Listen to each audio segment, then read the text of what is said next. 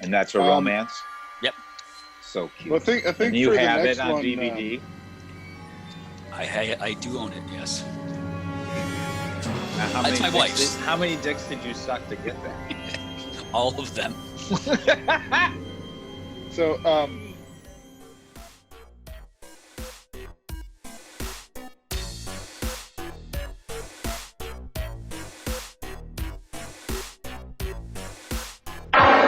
Steven Spielberg presents Back to the Future, a Robert Zemeckis film.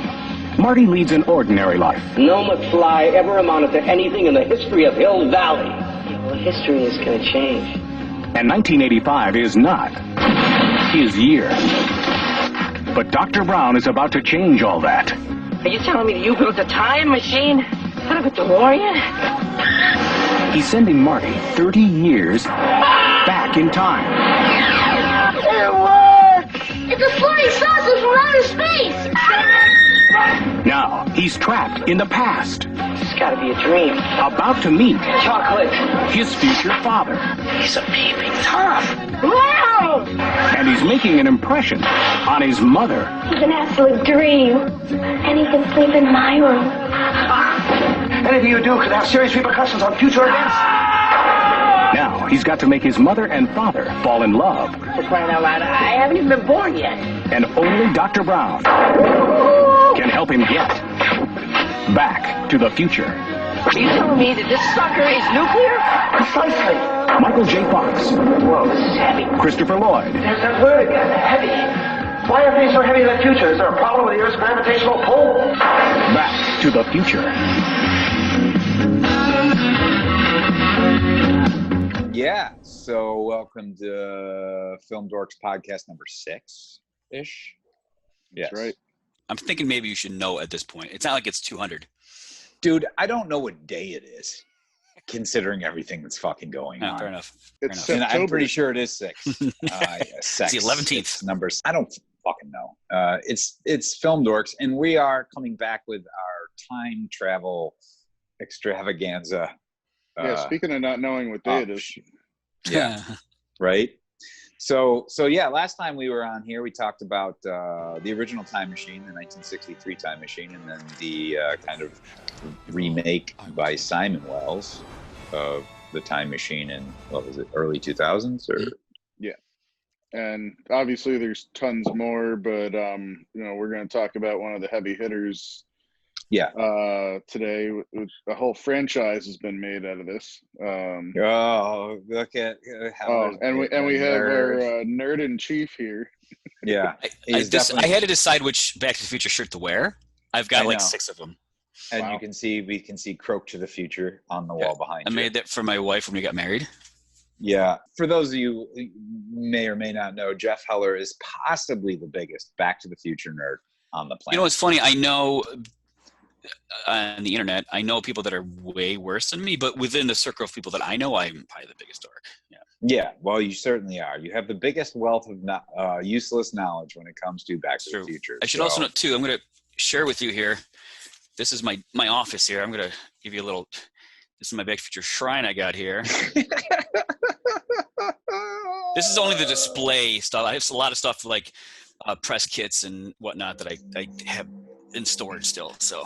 And that is that picture of you with the cast of Back to the Future. That's right. So. What is it about the movie that like got you that nuts about it? Yeah, what gives you such a big boner for Back to the Future? That's a good Boner question. to the future. I saw it in the theater, and when it came out, probably around July 3rd of '85, when it came out, somewhere around that time, and I just loved it. I was obsessed with it before 2 actually came out. I was already obsessed with 1, even as a kid. I was 10 years old. So I don't know. Just I used to watch it ad nauseum on HBO. I had it recorded, and then I finally I actually bought the VHS eventually. I don't know. I have no idea. I just love the hell of it. Yeah. Okay. Well, I mean, it's a perfect. It's a perfect. I mean, having gone to film school like yourselves, we studied the script. It's a perfectly structured. It's absolutely perfectly structured script. But that's something I learned as a young adult. I didn't know that when I saw it as a kid. Yeah, it's straight up the hero's journey. Right.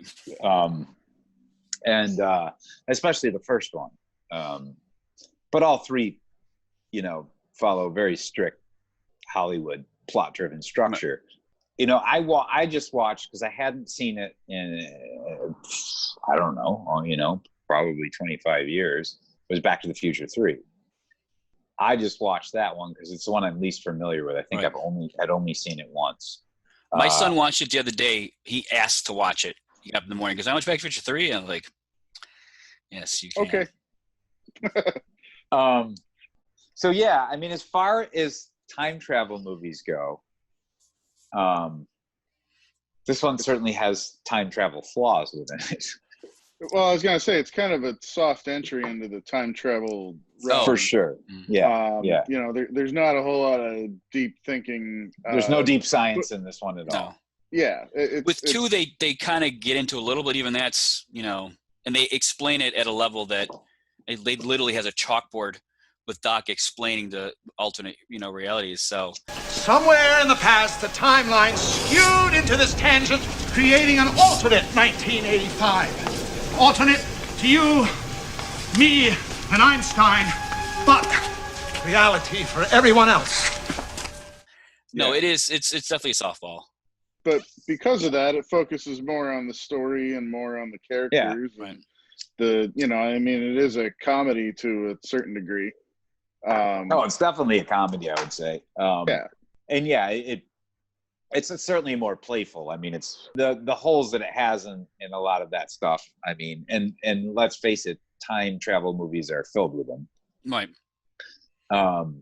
But you don't care in this particular case. I remember explaining to my sister when we were kids. It was on HBO, and I was explaining to her why, at the time, the sequel wasn't ever going to happen. It was a joke, to be continued. Actually, it wasn't even the original theatrical cut. It was in a home video release.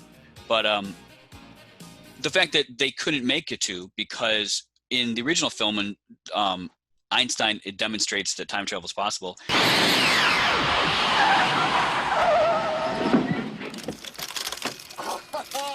Einstein, you little devil! Einstein's clock is exactly 1 minute behind mine and still ticking! He skips over that minute to arrive a minute later. And in that time that Einstein was traveling, he was gone. He was missing for a minute in between, as far as Doc and Marty were concerned. But to him, it was instantaneous, as Doc explains. So that same theory should apply to the end of 1, where he goes, we've got to go to the future, and it's about your kids. So when Marty and Jennifer and Doc arrive in 2015, they should have been missing for 30 years. They shouldn't be there. One of the theories which we talked about last time about both Bill and Ted was people say, well, it demonstrates that they were successful and they eventually got back. But that's conflicting. They're conflicting. Right. Time. They could go back, though, and older than they were 10 seconds prior to that in that timeline, and lived out, the rest of their lives as normal, presumably. But yeah, I mean, well, isn't that kind of what Doc does at the end of the third one, anyways? Because he's got the ridiculous train. It's the best. The space train. That's that Universal, by the way. That train is still there. It's fantastic. Oh, nice. It's gorgeous. Yeah, it's a cool design. It's totally ridiculous ending. It's all Jules. It's fantastic. It's great. But the third one is fun. It's not nearly as good as the first 2 overall. No, but it's still a lot of fun. It's calm. It's considerably more. It's the same pacing as 1, because 2 is frantic. It really is. And I love the shit out of 2. I probably actually like more than 1 and 3. But it's not actually a great movie, and I will be the first to admit it. It's not well written. Bob Gale and Robert Zemeckis wrote the script for 1 over the course of 5 years. And they both wrote it together. Bob Gale and Zemeckis wrote the story together for 2, and then very quickly Bob Gale turned around the script for 2 and 3 together by himself. And I think you can tell there's a disconnect between the 1 and 2 and 3 scripts. Oh, it falls into the same traps that a lot of sequels fall into. I mean, sure. They go heavy on Biff because people like that whole conflict, and right. they go, they make sure that he falls in some, shit, and there's all kinds of little bits and pieces from the first one that people love that they just, inflate and kind of shove down your throat a little bit.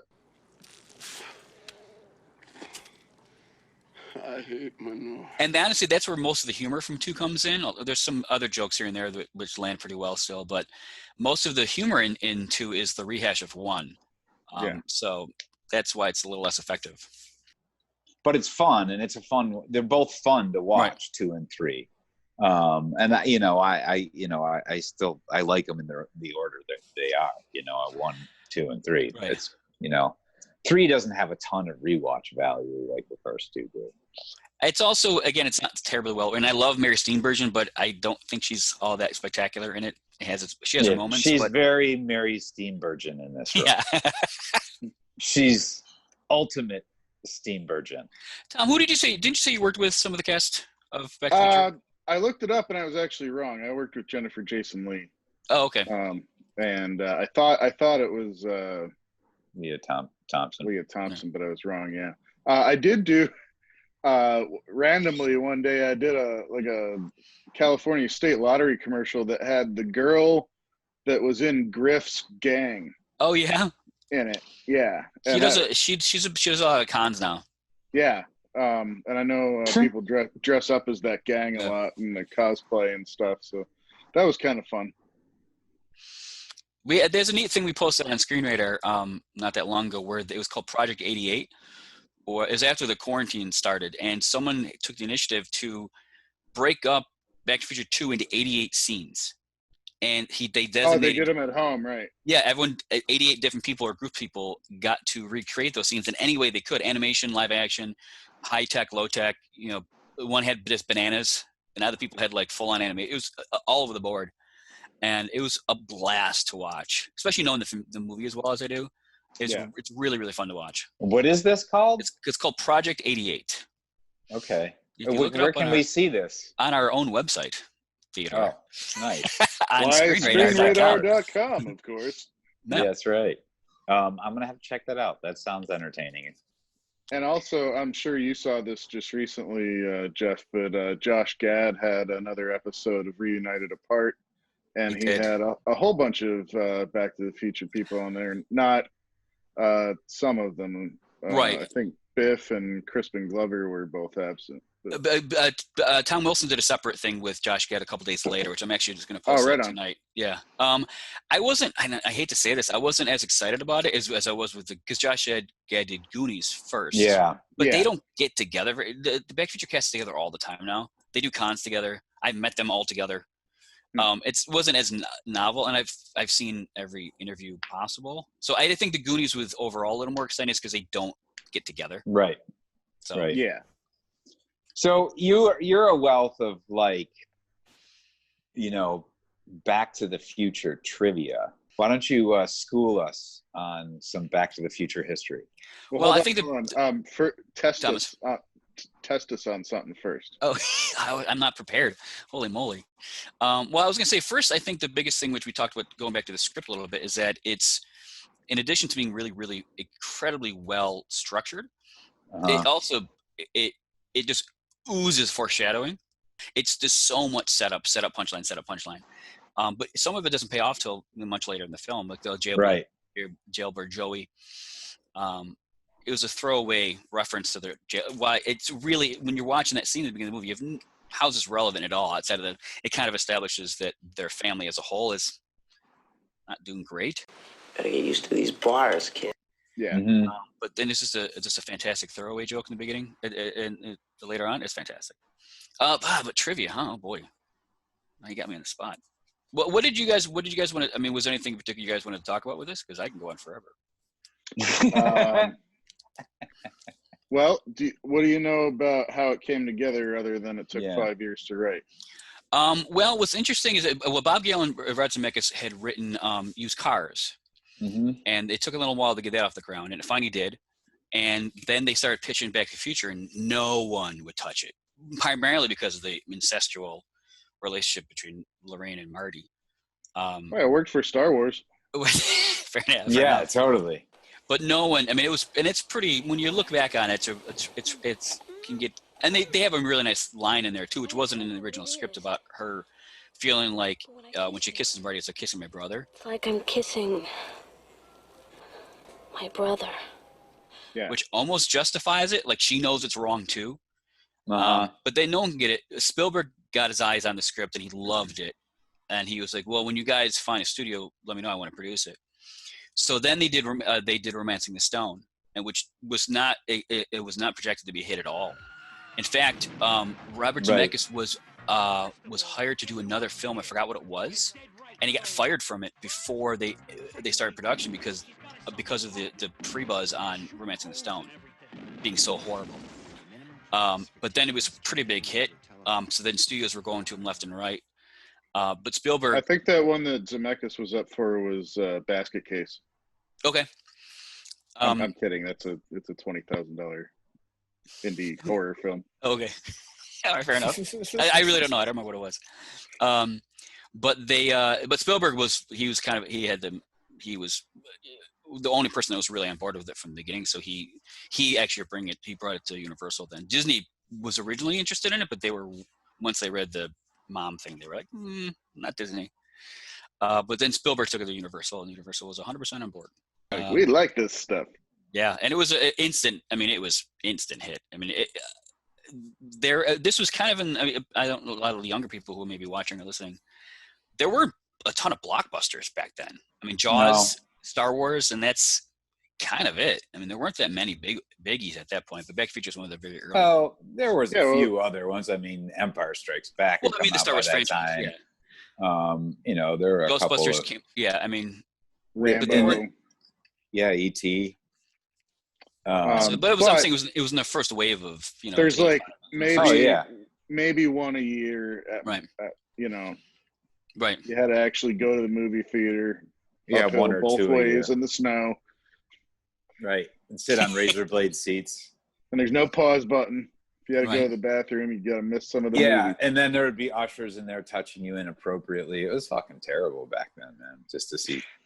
Some of the more well-known things about the script that had changed. Originally, they were supposed to be in a refrigerator. That was originally Doc was supposed to have built the time machine into a refrigerator. Oh yeah, because it was accessible, and but they were concerned that kids would would actually close themselves in refrigerators, so they nixed that. And they probably would have, and they certainly would today. Not just kids, but full-grown adults would watch the movie and do that today. Because it's besides that, it's really hard to get a refrigerator up to 88 miles an hour. Also true. Well, the original intent, which they cover 80 really degrees nicely, below zero, and they have to survive that wave of cold.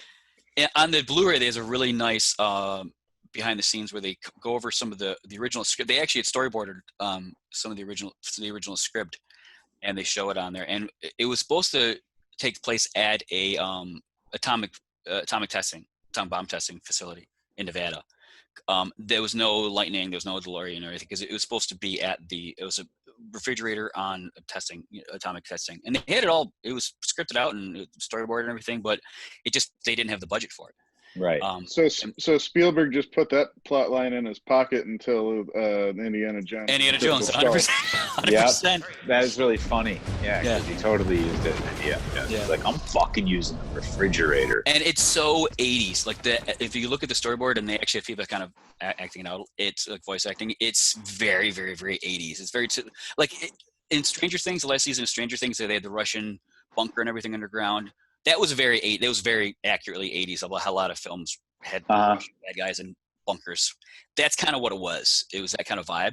So it would have been. It would not have held up nearly as well. I don't think if they'd kept the original ending. They didn't keep the original actor the rest either. Of the movies. No, Eric Stoltz. That's true. Which they finally. There's never been anything solid, fully really released, but they've cut. There's snippets. There's a lot of photos now of Eric Stoltz, which I guess they all keep saying that he was a great actor. And he was just too method, and he wasn't nailing the comedy aspect of it. So he doesn't strike me as a particularly funny guy. No, and they had Mike J. Fox was their first pick, but they couldn't get out of his scheduling with Family Ties was too difficult. So, and actually Mike J. Fox has told this story too. And I think it was in his book that he was actually filming when they were filming with Eric Stoltz. He was on the same neighborhood filming Teen Wolf. Like he was literally around the corner shooting Teen Wolf. Wow. And, he was, it was a little bit of crossover, scheduling wise. And he heard about it. He knew Spielberg was involved, and he's like, it'd be kind of nice to be in that movie. And he didn't know that they had offered his manager never told him that they was even offered to him. So it finally cleared up. So he was shooting Back to the Future on weekends and overnights, and he was doing Family Ties like Monday through Friday, like 9 to 5, and he was sleeping like 2 hours a day. And doing coke the rest of the day. Yeah. Yeah, for sure. And then he became a megastar because of all of that. And a lot of that has to do with Back to the Future. Like if he had never had Back to the Future, I don't know if he would have been as big of an actor as he was for so long. No, obviously for health reasons, he can't he can't do that anymore. But and Teen Wolf came out after Back to the Future. Teen Wolf, a new comedy with Michael J. Fox, star of Back to the Future. So I don't think it would have helped his career at all. That was his first big movie. He had been in some other small Canadian productions, but nothing big. Right. I wonder how much he makes in residual checks. Oh my God. My wife yells at me because every time like Evil Dead would come out on DVD, I'd have to buy it because it was a new, Necronomicon version, whatever. It's same with Back to the Future. I own the Blu-rays. I've got the DVDs. I've got the anniversary. I've got them all. So he's got to be making something from it still, right? Oh, tons. Yeah. I mean, the replay value it's on, it's always flopping around on different, on demand, platforms and DVD sales. Well, or digital sales and rentals. I mean, it's still, there's every time that happens. It's on finally. All 3 of them are on Netflix right now for the first time. Yeah, I know. That's where I watched the third one yesterday. Yeah. I mean, I'd be lying if I said I don't force my kids to. I've never forced them to watch it. I had them. Hey, watch it. But you'd be lying if you said you never forced your kids to watch them. Yeah, I've never. But I'd be lying if I said I wasn't happy that they watch it all the time. I'm trying to get my son into the animated series, but he won't go into. He won't go into it. Yeah, man, it's sacrilegious. I get it. He's right. Look, Bob Gale produced it. Tom care. Olsen, Mary Steenburgen, and Christopher Lloyd all are in it. So what? I'm all right with it.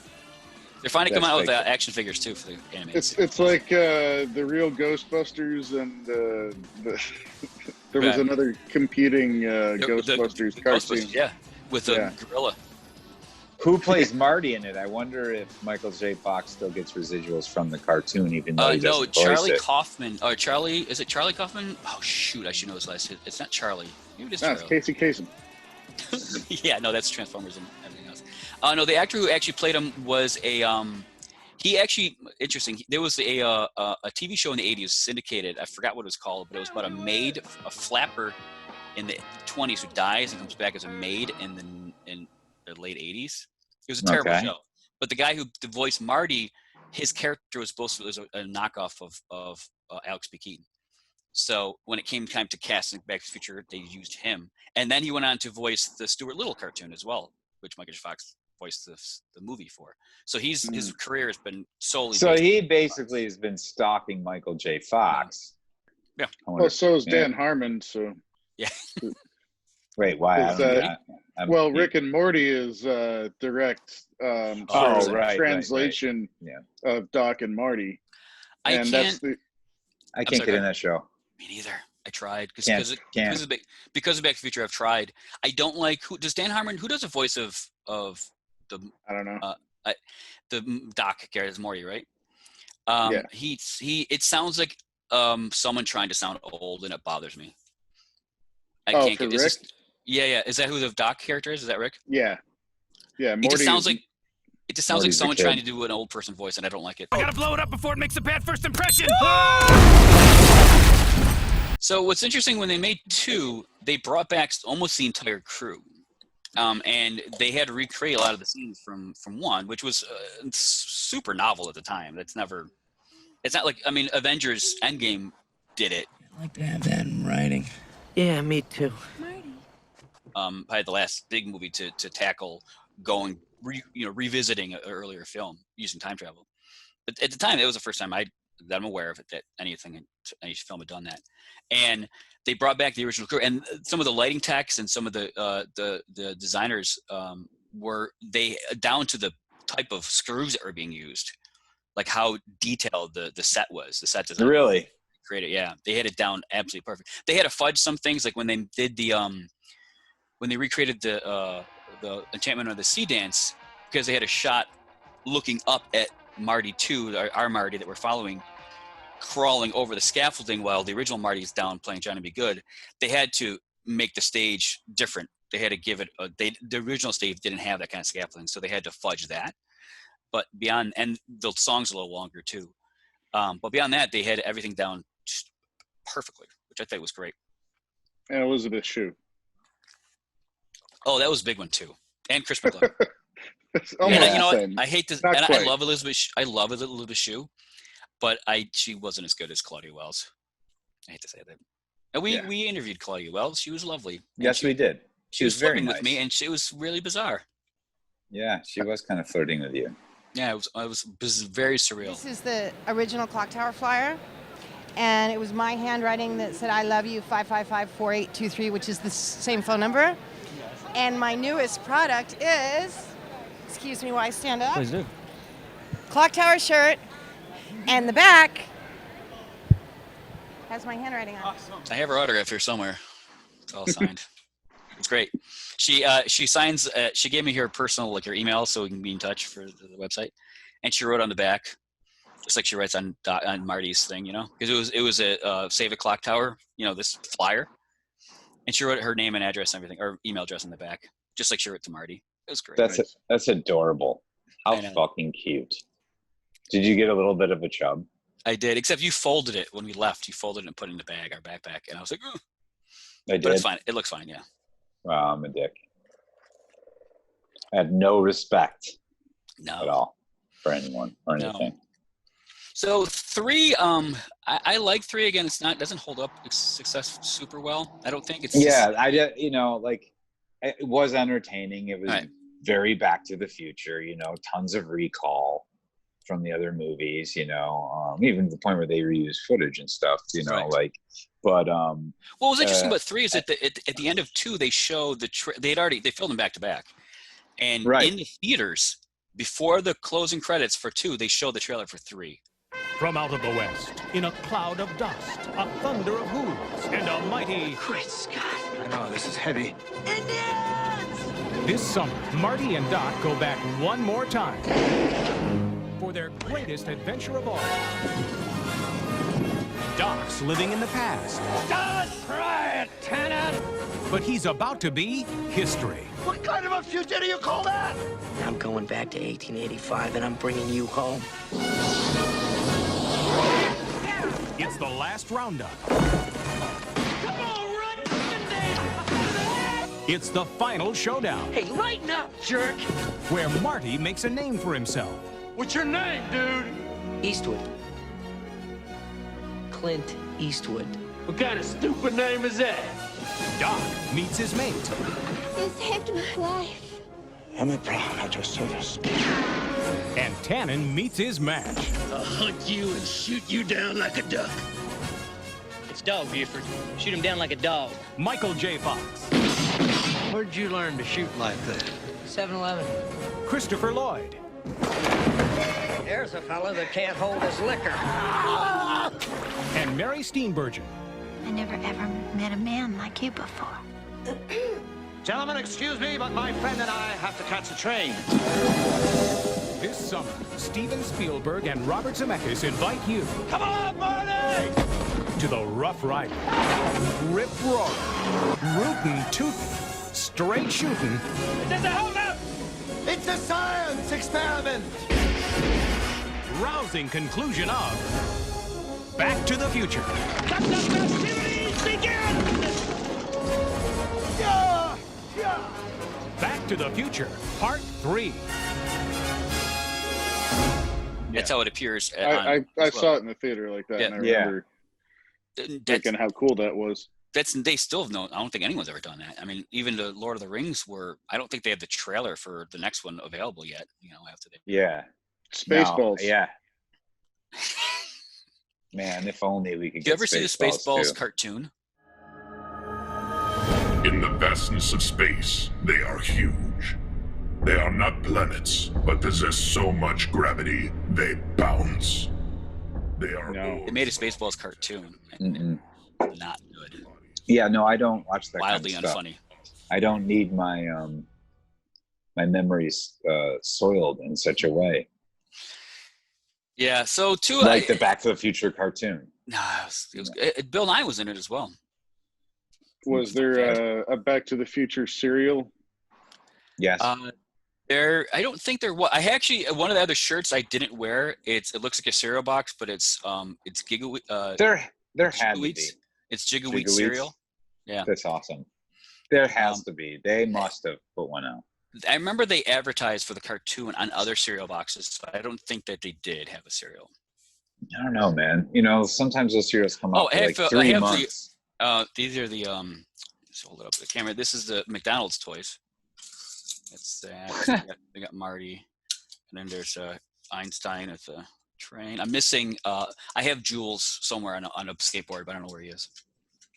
Which is Doc's. That's funny.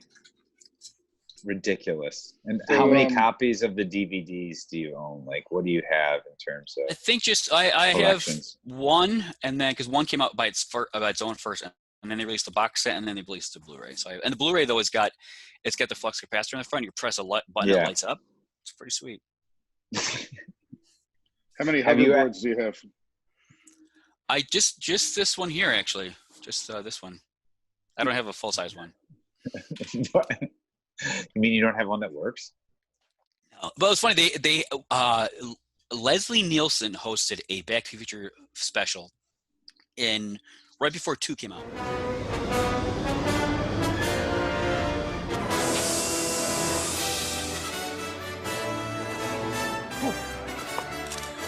Good evening. I'm Leslie Nielsen, your host for tonight's Back to the Future event on NBC. And they aired on NBC. They showed 1, and then they showed clips and behind the scenes of 2. Those eventually ended up on some Blu-rays and extras and stuff. Rob Zemeckis gave an interview on the set of 2, and he said that they had actually made hoverboards, but some parents groups were complaining that they were dangerous, and they took them off the market. The hoverboard is a board that hovers on magnetic energy, and it works just like a skateboard, except it doesn't have any wheels, and you don't have to have any pavement to hover on. And they've been around for years. It's just that parents groups have not let the toy manufacturers make them, and we got our hands on some, and we put them in the movie. Which wasn't true. This is a joke, but people are idiots. So it spawned these rumors for years that hoverboards, there was a conspiracy to remove hoverboards from the stores. There was a couple of people in the last 5 years have tried to make like real ones. Right, it was like electromagnets and stuff, and they're bulky. Yeah, and big, there was one cool. it had to be like you have to fill it with liquid nitrogen, and you can only ride it on like a perfectly smooth copper sheet. Right. But it did work, which is pretty neat. Yeah, it was. And that's another thing too. I mean, that's one of the issues. One of the minor things that issue had with 3. They never really established how they work as far as. Okay, so Marty, they make one rule in 2 that you have to have. You can't. It doesn't work on water. Right. You have to have ground or propulsion to work, which makes sense. But then when Doc saves Clara at the end of 3 off the train. Yep. They're floating like 30 feet in the air. Yeah, I know. Like it doesn't. They just basically take off. Yeah, like it doesn't make sense. I mean, they're doing like 8 miles an hour on the thing, obviously, so they're going to go fast. But they just kind of take off. They take. I'm like, that doesn't make sense. No, that's what I'm talking about. There's like a lot of things like that go on in the movie. You're like, wait, that doesn't make any sense. But it's just like you don't care because it's like a comedy and it's a goofy family fun kind of comedy, and the characters are relatively ridiculous. There's a couple scenes I would personally like to rewrite in 2, especially because the dialogue is super clunky, and Marty refers to his dad. He goes, they're trying to spell it out too much for the audience. And he's like, my dad, George McFly. Like he has to say it, like to remind people who haven't seen the movie in 5 years. Sounds a little clunky at times. Another thing about 2 was the shitty timeline, which they called the Biff horrific. Yeah, which we have apparently fallen into now. But because there was a rumor that extra evil Biff was sort of modeled around Donald Trump. Right. Mm-hmm. Which I don't know. Which is fun if you think. I mean, Trump was. I mean, in when they made the movie in 87. Yeah, He must was, have been he was 87, 88. bankrupting casinos and stuff. Came out Yeah. 89, 90. 90, Back to the Future 2 came out November 22nd of 89, and 3 came out March 15th of 90. So it was only like 8 months, like 6-7 months later. So I mean, Trump had a name for himself at that point. He was the mogul. Yeah, I've heard that too. I mean, I don't know if it's ever been confirmed by the filmmakers, the writers, or if it just remains kind of a random rumor. But it certainly makes sense when you look at him. Too. Bob Gale has said that he based it on, but it kind of almost sounds like he's joking when he says it, so it's hard to say for sure. Yeah. But it's fun. Billy Zane was in that scene, that horrific scene when it was earlier. He still wasn't a huge star yet because Billy Zane made his debut. Oh yeah, he was just like a goon or something. Yeah, right? he played one of his best gang from the 1955, and then he plays him again in the bad 85 as an adult, obviously. Right. But he's only in a couple scenes. Well, Flea is at the end of Back to the Future 3. Yeah, when Marty pulls up and Flea's, wants to race him. He plays him. He plays Needles. What's that? Yeah. Oh no, it's not Anthony Kiedis as well. I was thinking of no. They were in what's the movie with The Chase? The Chase. The Charlie Chase Sheen together. Charlie Sheen and who was the Buffy? Yeah, that's right. Yeah, Melissa Joan Hart or whatever. No, I shouldn't remember her name. Isn't that her name? Oh, no, I don't know. The original Buffy. I almost interviewed her, but I didn't. Christy Swanson. Christy Swanson, right? Yeah, it was a terrible movie. Yeah. No, Flea shows up in 2 as Needles from the future, as 48-year-old, 47-year-old. Oh, that's right. You're right. I forgot about that. Yeah. So, that's another thing too. The end of 3 when they reference the car crash. It hurts Marty how he gets hurt. He can't play guitar anymore, and it was because he was called Chicken. Which, by the way, no one in the history of the world has ever been called Chicken more than Marty has. What's the matter? Chicken? Yeah. And it happens to be his Achilles heel. Like it doesn't. I know. I don't think I've ever been called Chicken before in my life. And it gets a little silly when you get to the third movie because how many times he's called Yellow or Chicken or Sissy or whatever, and it happens so many times in each of the movies. By the third one, you're like, all right, you have a really shitty character flaw, right? That's really annoying. Right, and, I know. I can't believe you haven't been beaten up, right? Because it's really fucking annoying. Like, yeah, it's just silly. It's like, come on. I mean, until the end of the third movie, right? When he makes the decision to not be bugged by it, But that so they're talking about that car crash for a chunk of 2, and Doc brings it up again in 3, and it just happens to happen minutes after he gets back into the 1985. Like, what are the chances of that car crash happening literally at 10:30 in the morning the minute he gets back from 1885? It didn't make sense. More of a chance of that happening than him actually going back in time. Right. So yeah. But they said they had to give him a character arc, which I don't agree with because Marty in the first one is he's the audience. Like, he's taking us on this journey. He doesn't need a character arc. He doesn't need. That's what's great about him. He is the. Yes, he does. He has no character arc at all in 1. He doesn't. It's just he. I mean, in terms of him emotionally changing, right? Exactly. Well, that's just generally. He doesn't need it. You would say that's kind of not great writing. I mean, every character needs an arc. But I disagree with that in time travel. Time travel is it's more story based, and it's more about it's a puzzle that's broken. We have to put the puzzle together, and that's his job. Right. Well, it's an incredibly plot driven film. Right. And so is 2 and 3. Yeah, a lot of big popcorn movies follow that same thing to a degree. Well, presumably the arc is that when he starts, his dad's kind of a wet noodle, and he's on track to be the same. And he learns to sort of stand up for himself and not be a nobody. Yeah, George has an arc in 1, and Doc has an arc in 2. That's fine. But Marty doesn't. They had to shoehorn in one into 2, or Doc has one in 3, I should say, if I didn't say that. But they shoehorn one for Marty into 3, into 2, and it just doesn't.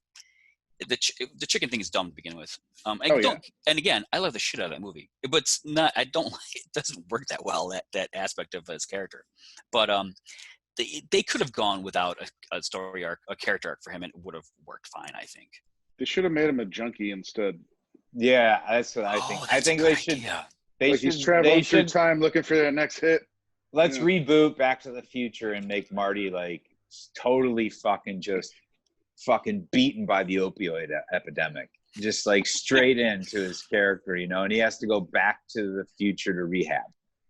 That's a good idea. Well, with Parkinson's, back to the rehab. Yeah, back to the rehab, back to the future rehab. Because he goes to the future to go to rehab, so he can go back into his regular time and be sober there. Zemeckis and Big Gale have both said numerous times it's in their contract with Universal they can't remake it without their okay. Right. Or do a sequel, and they say they'll never give an okay. Until they're dead. And yeah, exactly. Which, you know what? And I'm gonna lie, I don't mind reboots as long as it's been. Why not? I enjoy the Evil Dead reboot. I thought it was decent enough. I did too. I mean, but generally speaking, most reboots do pretty much suck balls.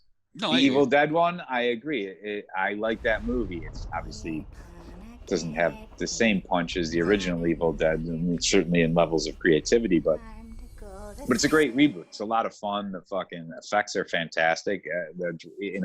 It's a solid reboot of a film, and it also does something very quite a bit different than the original, right. while remaining very kind of true to the original in a lot of ways. Pays like incredibly solid homage to the original film, but doesn't just regurgitate it. I have a theory, not a theory per se, but I've been meaning to write an article about. I actually started writing an article for our Film Bumps through our old website, and I will at some point finish it for Screen Radar as well. Mm-hmm. But I'll mention it here. Why not? So at the end of Back to the Future 1, Marty comes back he comes back 10 minutes early. Not nearly enough time, incidentally, but comes back 10 minutes early to warn Doc. Everything now. He has come back from a 1955 in which he exists. So in the original 1950, there's the original timeline of 1955 in which he does not exist. It's Lorraine and George meet because he falls off the tree. They fall in love. The Florence Nightingale effect. They have an kind of life. Marty goes back. It changes everything. Now there's a no timeline. So there's Marty now exists in 1955 along with them. It changes everything. Right. They fall in love. That's what he comes back to. That's the timeline he has returned to, is one in which their lives are better. They have more money, which is why Crispin Glover didn't want to come back for 2 and 3, because the end of 1 says that money is better than money buys happiness, which we saw. Nick, you and I saw him speak about that. So, and that's the timeline. The Twin Pines Mall, which we see at the end of 1, is now called the Lone Pines Mall because Marty ran over the one pine tree at the beginning of the first film when he first comes back to 55. So now it's Lone Pine Mall. Doc has got knowledge of the future, tapes up the piece of paper, doesn't get shot, he wears a vest. So this is a timeline. This is now. First of all, Marty now lives in a world that he has no knowledge of. He does not know his own childhood. He's got no memories of his own childhood because it's all different. The memories that he has are false now. They don't exist. So he lives in a world where he went to Italy perhaps with his family, but he has no recollection of it. It didn't happen to him at all. So that actually, Crispin Glover has said that he thinks Back to the Future 1 ends as a tragedy because of that, which he's not wrong about. That's interesting. Well, if you think about it, I mean, they presumably knew Mom and Dad had a new Marty. Where's he? Well, that's okay. That's a whole separate thing. But you're right. Because if you're going by the same theory that they follow in 2, yes, there should be an alternate Marty. There is an alternate Marty in Back to the Future 2. They write out of it. He's in Europe. He's supposed to be in Switzerland. You're the son of a bitch. That's what Biff says to him. So there is a second Marty in Back to the Future 2. You just don't. He's off screen. So let's assume though that Marty has now returned to. Well, Marty returns to this alternate 1985 now. So he sees the second Marty because he comes back early and he sees Doc get shot again. He sees himself jump into the DeLorean, or this other version of himself jump into the DeLorean and go back to 1955. The version, he's leaving this alternate reality, this 1985 with a Lone Pines Mall. He's going back to a 1955 that Marty is already there. The first Marty is in the timeline that the second Marty is going back to. So he's going to arrive in a 1955 in which the first Marty has already arrived. Or if not, he's just in a loop.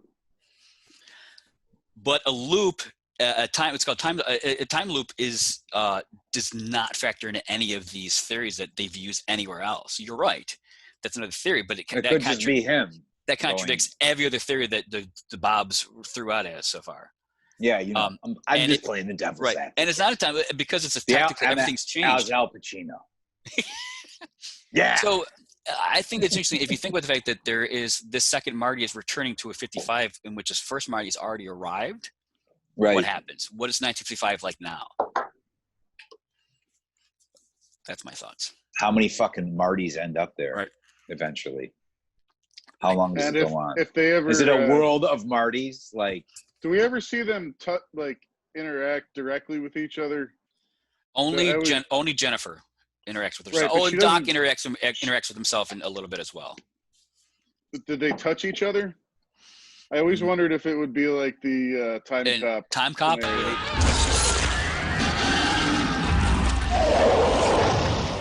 Just he turn into a big CGI blob. Well, here's one. What if it's he didn't just go back into time, but he went back into a different dimension, and when you kiss your mom, you make babies.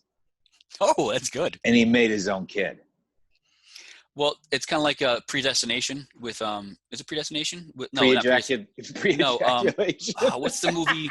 I love that time travel with Ethan movie. Hawke. And it's based on No, it's Paradox. Is it? No. I gotta look it up. It's not. It's based on a book by Robert Heinlein called All You Zombies, which is phenomenal. We could do a whole podcast. Predestination. Predestination. Thank you. It is Predestination. Okay. So you mentioned earlier about Back to the Future having a lot of comedy, which it does. I would call it a comedy. That's what I would call it. I mean, like a dramedy, maybe. Right. And a lot of it has kind of stretching because it's more sitcom-y feeling than anything else. Right. Well, it's Michael J. Fox. That's what he brought to it. I know. Which I hate to say it again, but he doesn't. They don't give him much to work with in terms of comedy at all in 2 and 3. They just give him nothing to work with. And again, I love 2 and 3, but 1 is all. No, you're right. They don't. I mean, he does make it work. I mean, that's the charm of Michael J. Fox, that he's, there's something about him that's charmingly funny, and so he can make little moments that aren't particularly funny. Right. Work. My favorite scene when I was a kid was at the end of 1 when he can't get the DeLorean started. He's on the line. He's supposed to be racing to the clock tower, and he can't get it started. And he just he just wails his head on the steering wheel, and it starts. Please, come on.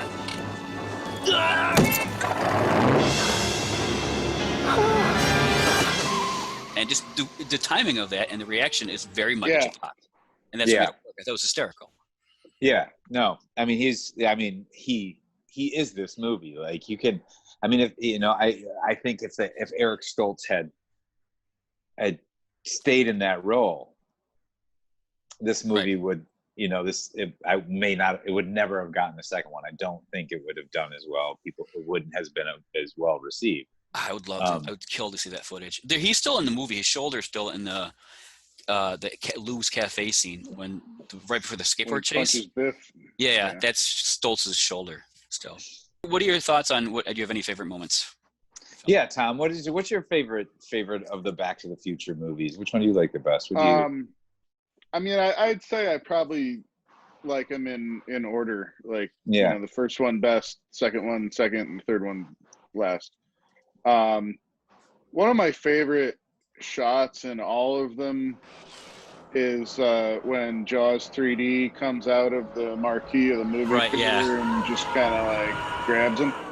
I thought that was really great. That was Jaws 19, which they Universal came out with around when the Back Future Day, October 21st, 2015. Universal actually came out with, I think, a poster. They did something for Jaws 19, like a teaser for it, as a in joke. So that was great. But and also in the first one, when Marty dresses up in the radiation suit. Who are you?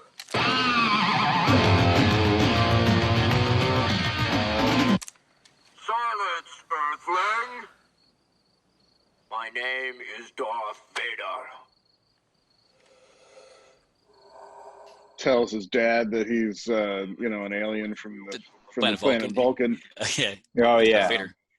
And he plays Eddie Van Halen music. I think that's probably one of my favorite parts of the entire trilogy. I mean, the first one is by far the best film, but as you pointed out, and as we often see with sequels, is you have so much time to develop the first one. Right. It's you bring in a project that there's a deep vision for. And a lot of times, and we, as a writer, and Tom can attest to this, that, sometimes you write something you're not looking at, you don't think that deeply. You can say, oh, sure, it has sequel potential. You might toss a couple ideas, you're not but you don't think at that point. And you're not thinking about it that deeply. Right. You might have a couple random ideas or ways it could go. But if you take it and the first one's a hit and they're like, oh, you got to make 2 and 3 now, right away. We got to do this. We need this script. That's why you're going to get paid, $2.5 million for writing, the script, but you got to get it done in a year, which is still ample time. And it's got to be great. But a lot of times you might, they want to get something off the ground quicker. They want, they're running with fire, and eventually the fire is going to go out. So, I mean, studios are thinking bottom line all the time. They don't give a fuck about quality. They just want to hit. They just want a ton of money. They don't care. They know it's got to be good. That's not necessarily true, though. There's plenty of not great movies that make a ton of money. Transformers franchise is a good example. Yeah. Terrible franchise. Well, it's a terrible. Those are terrible movies, but they're very, very, very well made. Like they have the slickest DP, the best but that doesn't make them good movies. Props it's more palatable if it's a high quality product. Right. Well, sure, and that's why it does. But what I'm talking about is like from a pure filmmaking and storytelling standpoint, a lot of movies, especially when it goes and gets into sequels, they suck. We'll talk about the Terminator on another one of these. I'll go deep down that duty hole, and but that's just it. They're rushed into production. A ton of money's thrown at them, so they look fucking great. They got the best DPs. They got the best fucking production designers. There's a problem. Here's a fucking bazillion dollars for this problem. They take creativity out of a lot of it, and just use technology and money to to fix problems. Like if you look at a movie like you can look at a lot of sequels that way from any franchise. And some of them are certainly better than others, and that's not to say that they all suck or anything, but there's a usual notice of quality drop. Jaws. Mm-hmm. Some people would argue overall one of the best movies made. Right. Ever. But the drop off is steep on that one. But the drop off is very steep. But again, let's run with this one. You can look at a lot of the franchises and that's what they do, and it's because it becomes all money. What's interesting about this though is it was the same creative team behind it that brought it back. It wasn't like Jaws with Spielberg had nothing to do with any of the sequels. Right. I agree. And that's not to say these movies don't suck. You're right. I mean, these, like I said, they're not all crappy, and I like Back to the Future too a lot. Just because a movie has flaws or isn't perfect doesn't make it bad. As a matter of fact, there's a lot of great qualities to like movie flaws and movies with their zits and Right. the weird things. Like the one fucking line in Boogie Nights that always kills me every time I hear it. It's like one of the most perfect pieces of dialogue, and it's a total mistake. He's like, my wife has an ass in her cock in the driveway. And you're talking to me about the lighting of this film. Like, he just gets the words cock and her ass backwards, but they kept it in because the moment, it's like perfect. My fucking wife has an ass in her cock in the driveway, Kurt. So that's I never knew that. That's awesome. Yeah, that's what he I says. just thought about my that wife scene. has an ass in her cock. I don't know why. I just thought about that whole scene, that whole storyline the other day. But anyways, I mean, it's those flaws in film that can make great moments, So, but you're gonna find that with generally with a little more creativity, when there's too much money to throw at something, it just kind of. Well, speaking of flaws, Heller, what other than the weird time travel thing where they disappear and they shouldn't be there, right? Are you aware of any just straight up gaffes that made it into the movies? I'm not. I'm actually not. I mean, I say that right now. I'm sure I have seen some, but no. I mean, there's some continuity errors with hairstyles and stuff that I've always noticed, but nothing. There's a huge continuity between Michael J. Fox's hair from 1 to 2 and 3. But there's a scene in 1 where he gets first gets back to 55, and he's walking around the town square, and he bends down to pick up a newspaper. And between those two takes, when he pulls it down and he's looking up, he's looking around, the hair and makeup went to town on him because his hair is totally different. Even as a kid, I noticed. I'm like, oh, that's different. Yeah. I didn't know I didn't understand how they made films back then, but I noticed it was weird that his hair was different. But it's not a huge deal. But I don't think there's not a ton of kind of gaps. There's some deleted scenes that make more sense. A couple things. This isn't really a mistake per se, but more of a revealing thing. But the same town that they use for the clock tower and everything. That's a set on the back lot of the Universal Studios. It is. And they used it for, I think, the Gremlins movie and some others.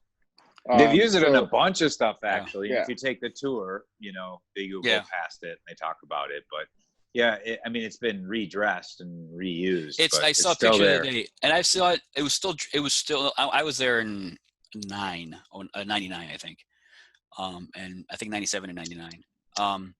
And it was they still have the columns on it, but they're covered now. It's a facade over the columns. But if I saw a picture just the other day from behind, and the columns still exist. There's just a facade over the columns. So it's a facade in front of a facade. And it's actually kind of creepy looking to see it from behind because you can still see the famous columns there, but they're covered up. And there's one thing about these movies, and there's a lot of movies we talk about, especially that come out of the 80s, but they're not perfect movies, but they're really fun and they're really entertaining. And yeah, there's a lot of plot holes and all sorts of stuff and issues with them. But when you watch them, there's if Back to the Future comes on and you watch it, you're going to be entertained because there's a super nostalgic quality to these films, and I think, it's like when Indiana Jones comes on, or when you throw on one of the old Star Wars movies, it just kind of, there's a huge nostalgic factor to these films, and they do, and they happen to hold up. It's not necessarily the case with all, obviously, movies that you grew to love as a kid. Some of them you can watch now and they're hard to stomach, but this is one of those movies that does hold up really well, and it has an extra appeal because of the nostalgia. I always like that they my kid probably could care less. He's 20, right? But it's not going to have the same effect on him. He's not going to, he might not buy some of the corniness of style that was the 80s, part of the 80s charm. I don't know. It's just there's a few things that are kind of timeless though, like the score. It's one of the best theme songs ever in any movie. What's great about that is that Zemeckis had brought in Alan Silvestri to make it, and Spielberg was not happy with it. He scrapped it. He started up from scratch. He was not happy with what he was doing. He was listening to, it was giving him, having listened to some of the score he'd completed already, and Spielberg he's like, this is not what we want. It's not what we're looking for. So then when he was doing dailies, he was just putting in a temp score to show Spielberg the dailies, And then one day, Alan Silvestri had finished the score, and so he put in his score into it, and Spielberg listened to it, and he thought it was still a temp score. He's like, this is what it should sound like. This is amazing. This is what we should be looking for. He's like, that's the score. Okay. Yeah. So Spielberg was like, this is perfect. This is what we need. Nice. Huh. Interesting. That sneaky bastard. Yeah, I like that. But yeah, it is. It's a fantastic. The music comes on. It's like Star Wars. It is definitely one of those iconic, scores or songs. That when you hear it, there's certainly a handful of them, but there's not a lot in cinema where you'd be like, you listen to, the main score of a piece and recognize it. But this is one of them. Star Wars, Indiana Jones. There's a podcast to plug another podcast, and I don't remember the name offhand. Look it up. It's like the Hollywood soundtrack or movie soundtrack or Hollywood soundtrack, and he just breaks down film scores, and he breaks down by themes and and it's a lot of music theory that I don't know, so it's nice to learn. Right. It's influences like what some of the classical music that it's been influenced by, but the Back to the Future one was great because he really talks about how how the Back to the Future theme itself, how it's repurposed and how it's reused throughout the films to emphasize different things, how each character's got their own theme. This is really interesting. I would agree. So there was some other great music the first one is obviously Huey Lewis. Right.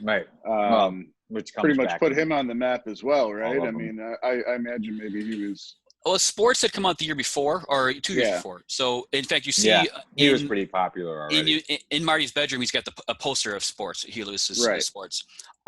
So he was just about to hit their peak, but that definitely put him over for sure.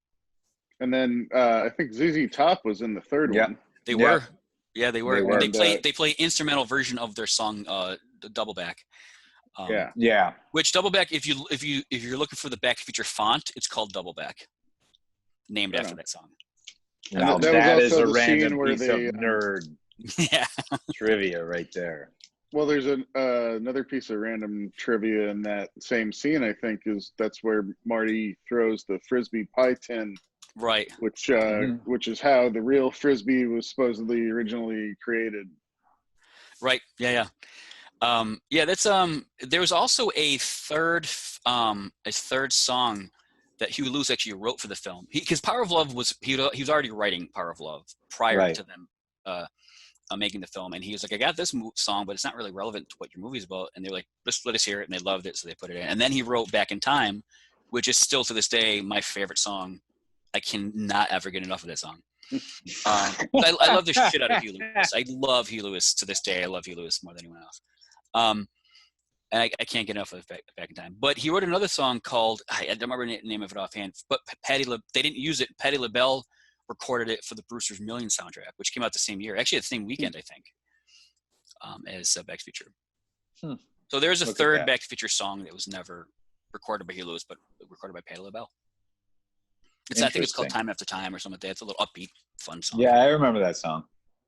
No, that was Cyndi Lauper. Oh, time. Wait, I wasn't time. Yeah, whatever. I forgot. I'll look up. No. No. I don't know lyrics. So there's one we could review if we all wanted to torture ourselves. It's called In the Nick of Time, by the way. In the Nick of Time by Patti LaBelle. We could watch the movie Somewhere in Time. You know what? Try to stomach like a couple of romantic time travel movies. I tell you what, the Time Traveler's Wife is a really, really effective time travel movie. Like I think the actually, Notebook. No, what? No, the Notebook. I think Notebook just says flashbacks. I don't think there's time travel in it. There's Somewhere in Time. Another one with Keanu Reeves, I think, in like a mailbox. Oh, that's with Sandra Bullock, right? Yeah, and see, we should pick a couple of really bad ones because let's do that. Let's do a rom-com. Let's do a romantic. We'll do a romantic time travel movie. There's one with Hugh Jackman in it as well. Where I have it right over here actually. It's Kate Leopold. Was it? And that's a time travel one. It is. Yeah. With Liev Schreiber as well. Interesting. And that's a romance. Yep. So cute. Well, I think and you for have the it next on one, DVD. I do own it. Yes. That's my wife's. How many dicks did you suck to get that? All of them.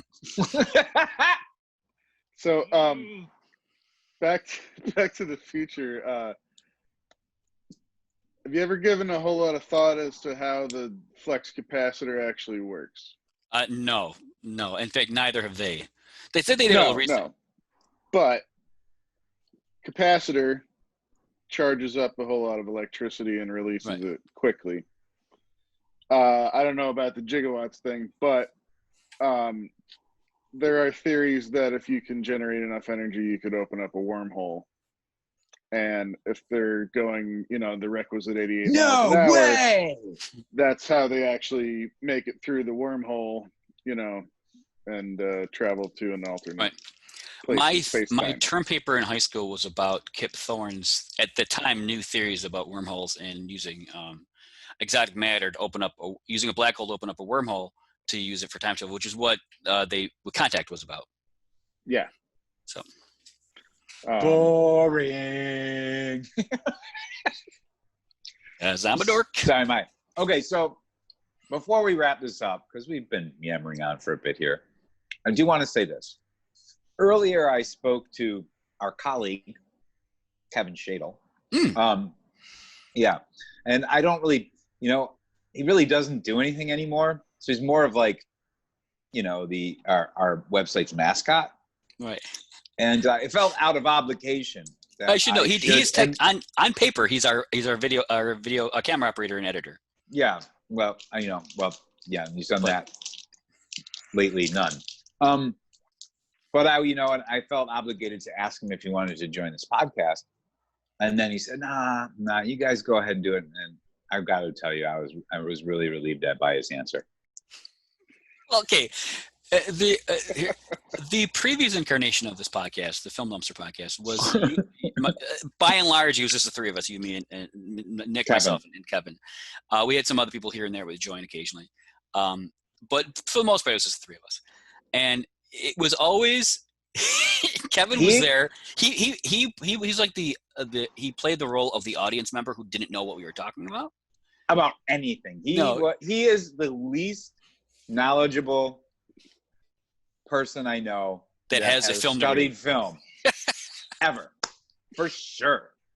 Like, you can bring up like fucking one of the biggest movies in the world, and he's like, who directed that? Like, wait, what? I don't know. I don't think I saw that. We actually we recorded an episode that we never aired. It was right after you move out west.